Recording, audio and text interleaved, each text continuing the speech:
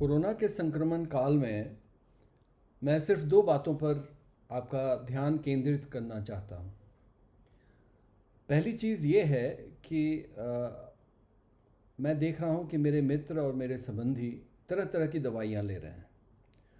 तो मैं मोटी मोटी बातें बता दूँ आपको कि पहले सप्ताह में सिर्फ क्रोसिन का ही सेवन करें और दूसरे सप्ताह में आप अपने डॉक्टर के एडवाइस पर स्टेरॉइड, ऑक्सीजन या एंटीकोआगुलेंट्स का सेवन कर सकते हैं।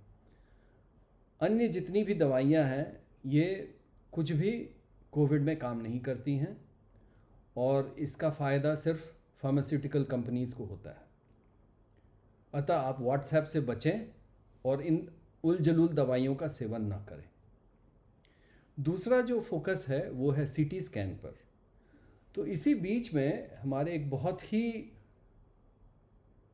सुप्रसिद्ध मित्र हैं हमारे देश के, जिन्होंने एक बहुत बेतुकी बात कह दी कि सीटी स्कैन कराने से कैंसर का खतरा बढ़ जाता है। तो इसमें ये मेरा कर्तव्य है कि मैं इसमें बातें साफ कर दूं। तो सीटी स्कैन कुछ भी आप कराएं, कैंसर का कोई भी खतरा नहीं बढ़ेगा। और मैं बता दूं कि आप भारतवर्ष में रहें या फिनलैंड में रहें, आपको बैकग्राउंड रेडिएशन जो है वो नेचर प्रकृति जो है वो आपको प्रोवाइड करता है। और आप यदि 80 साल तक जीते हैं तो आपको 250 से 500 या 600 मिलीसीवर्ट डोज इस 80 साल में मिलेगा। और एक सीटी स्कैन लो डोज जो हम लोग करते हैं आजकल कोविड के लिए, उसमें आपको मात्र 1 से 2 मिलीसीवर्ट डोज मिलता है। तो आप देखिए कहाँ आपका 250 से 600 मिलीसीवर्ट और कहाँ ये 1 से 2। एक और मैं बात बता दूं कि यदि आपको एक दिन में 50 से 100 मिलीसीवर्ट से ज़्यादा डोज मिलेगा तो आपको परेशानी हो सकती है। और ये कोई भी डायग्नोस्टिक जांच में नहीं मिल सकता है। जो सबसे ज़्यादा डोज मिलता है वो है पेट सीटी में, और उसमें भी हार्डली 20 से 25 मिलीसीवर्ट्स मिलता है।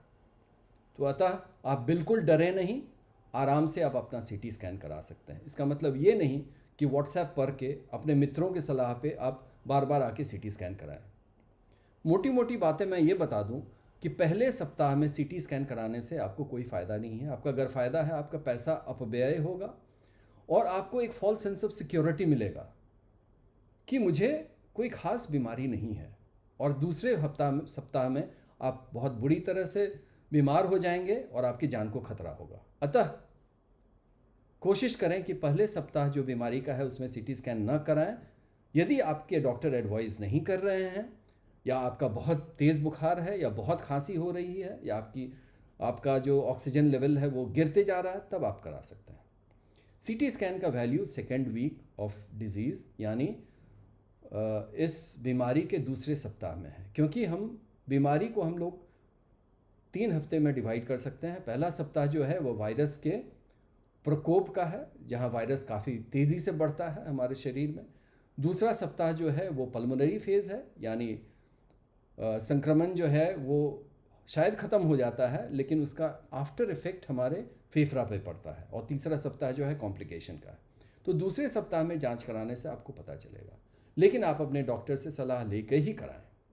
सीटी, ये जो बहुत सारे डॉक्टर्स और कुछ ख्याति प्राप्त डॉक्टर जो कह रहे हैं कि सीटी स्कैन कराने से आपको कैंसर हो सकता है, तो इसका बेसिस है चेरनोबिल डिज़ास्टर और हिरोशिमा नागासाकी का एटॉमिक बॉम्ब ब्लास्ट, जिसमें कहा गया है कि मान लीजिए कि किसी आदमी को 10,000 मिलीसीवर्ट मिला तो 100 में से 80 आदमी को कैंसर हो गया। और ये एक मैथमेटिकल मॉडल एक तैयार करते हैं जिसमें कहते हैं कि चूंकि 10,000 मिलीसीवर्ट मिला तो सब 80 आदमी को कैंसर हुआ, तो एक भी मिलीसीवर्ट मिलेगा तो शायद लाख में एक आदमी को होगा कैंसर।